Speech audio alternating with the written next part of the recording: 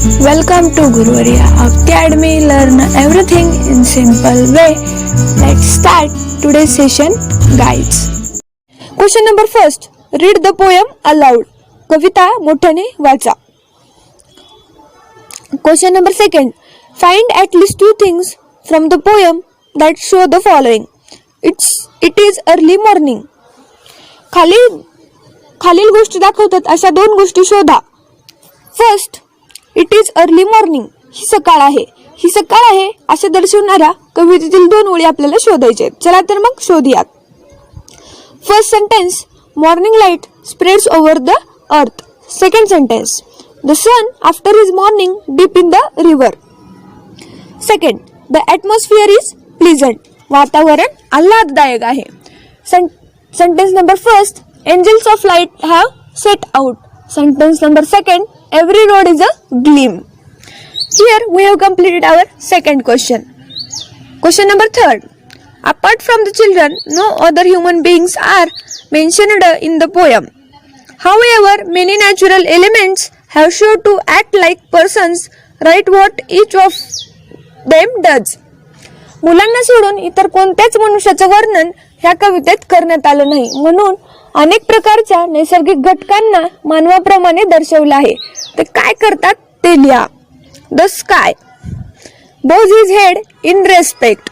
The sun after his morning dip in the river. Breezes sing their songs of blessing. Fragrant flowers awaken the sleepy roads. The people waves his hands. Every particle of the earth throbs like a mother's heart. Here we have completed our third question. Why are these written with a capital letter at the beginning? का बरं वरील सर्व वस्तू capital letters मध्ये लिहिण्यात आल्या आहेत?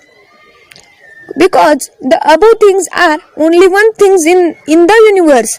They are universal, present all over the world, so they are written in capital letters. Here we have completed our third question. Now move towards the question number 4.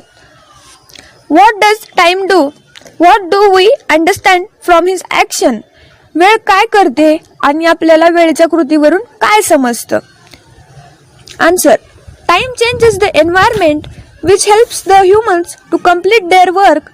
We can understand from the time we have to continue our routine if we stop, but time doesn't stop for our work or anyone. Now move towards question number 5. Question number 5. The whole world is happy because children are going to school. Why is it so? Discuss it in the classroom. संपूर्ण जग आनंदी आहे कारण मुलं शाळेला जात आहेत. असं का बरं? तुमच्या वर्गात चर्चा करा. का बरं असतील सर्वजण संपूर्ण जग आनंदी? Because children are our future. They are building blocks of our nation. If they are getting well education, our nation will be educated or highly improved. Question number 6. If you were to draw a picture of the scene described here, what colors will you use? Mention the objects and the colors using lines from the poem and your imagination. जर तुम्ही वरील वर्णन केलेल्या दृश्याचं वर्णन केलात, कोणते colour तुम्हाला वापरावे लागतील त्यासाठी तुम्ही कवितेच्या ओळी वाचून त्यासाठी लागणारे रंग व साहित्य नमूद करा. Here we have to use only bright colors. The colors will be used like yellow, orange, red, green and blue. Question number 7. Try to translate a few lines of your favorite song or poem from your mother tongue into English. तुमचं आवडतं गाणं किंवा कविता तुमच्या मातृभाषेतून इंग्रजीमध्ये अनुवादित करण्यासाठी प्रयत्न करा. Question number 8. List all the verbs in the poem that have the suffix yes. ज्या क्रियापदांना प्रत्यय yes हा प्रत्यय लागतो अशा क्रियापदांची कवितेतून यादी करा. Spreads, breathes, waves, throbs, etc. The last question from this workshop is question number 9. Write in 2 minutes at least 20 words related to the given word. 2 मिनिटाच्या आत खाली दिलेल्या शब्दाशी निगडित 20 शब्द लिहा. First, school.